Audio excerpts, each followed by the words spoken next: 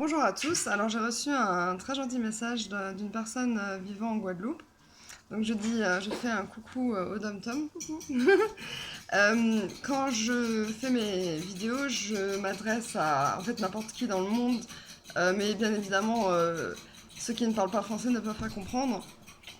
Donc mes vidéos, oui, c'est vrai que je ne me rendais pas compte en fait qu'elles étaient visibles aux yeux de tous les francophones de la Terre, donc inclus le Canada, l'Afrique, enfin certains pays d'Afrique, les dom-toms, et même n'importe quelle personne parlant français dans le monde, voilà, qui vit ailleurs, voilà, que la France, enfin, France métropolitaine comme on dit.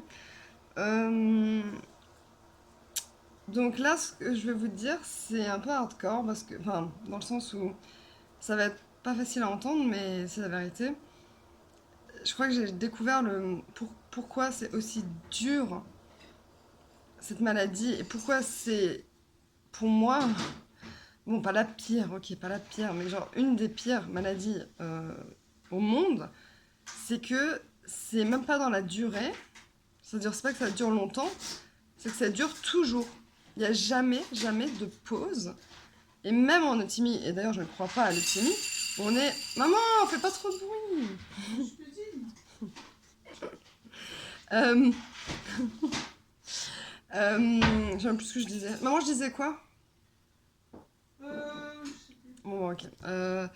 Oui, donc c'est dans la durée. Ça veut dire que, donc moi je pense pas à l'euthymie, je ne crois pas en l'euthymie, c'est que on est sans cesse face à la maladie, sans cesse. Il n'y a jamais de...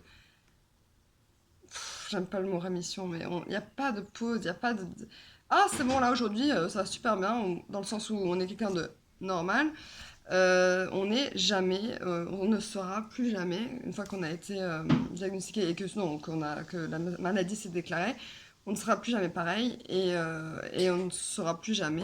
Enfin, quoique, moi, ça te fait depuis toute petite, donc j'ai que connu ça. Donc j'ai que connu l'anxiété, la dépression et puis après la manie et l'état mixte. Donc jamais connu un état où j'étais sereine. Voilà. Et le mot sereine ou serein, c'est vraiment ce qui, pour moi, définirait la normalité. C'est quelqu'un de normal, et là je fais pas de guillemets, c'est un cerveau équilibré où les neurotransmetteurs vont de neurone en neurone, et la personne est sereine. Alors bien sûr, il y a des hauts et des bas, je suis un peu triste, je suis un peu heureux, mais ça s'arrête là. Et la plupart du temps, la personne est sereine, plus ou moins. À moins qu'il ait un trouble anxieux généralisé, mais bon, voilà. Donc, du coup, nous, c'est tout le temps, il y a quelque chose. Il y a tout le temps, tous les jours, il y aura quelque chose. Tout le temps. Tout le temps. Même quand on est stabilisé, et encore, je dis stabilisé, moi ça fait 10 ans que je suis censée être stabilisée, pas du tout. Donc voilà, c'est cette chose jusqu'à la mort qu'on aura, et c'est ça le plus dur. Et de pas être stabilisé, enfin, quand j'ai stabilisé, c'est de pas être... là, ma tête, elle va à 1000 à l'heure, je fais 10 000 vidéos, je fais 10 000 trucs, 10 000 projets, 10 000 appels, enfin, c'est un truc de dingue. Et mon cerveau, je sens qu'il va exploser, comme j'ai déjà dit. Et là, je suis au point de plus manger, j'oublie de manger, donc j'ai mal à la tête et j'ai mal au ventre, voilà. Et enfin, voilà, je me sens pas bien. Donc voilà, c'est juste pour vous dire que la bipolarité, c'est vraiment... quelle horreur. Parce que on n'est jamais bien. Jamais. Voilà. Donc c'est pour la triste vérité, mais... Ou alors, si vous arrivez à me démontrer le contraire, parce que moi je parle de moi, hein, je parle de moi. Je parle de ce que je ressens, de ce que j'ai vu autour de moi. Mais si vous arrivez à me dire que vous vous sentez stabilisé et serein, ou sereine, bah, je serais très heureuse d'avoir un espoir au moins.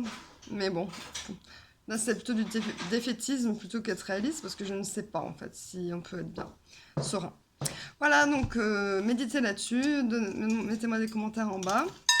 Alors je vais faire comme les youtubeurs font d'habitude, pouce en l'air. Et c'est quoi qu'ils disent abonnez-vous à ma chaîne juste en bas. Et mettez un pouce en l'air. Et qu'est-ce qu'ils disent encore et je vais faire encore plein de vidéos. Et des commentaires. Oui, non, mais les commentaires, j'ai déjà dit. Mettez les commentaires en bas sur ce sujet, ça m'intéresserait beaucoup de savoir. Gros bisous, bye bye.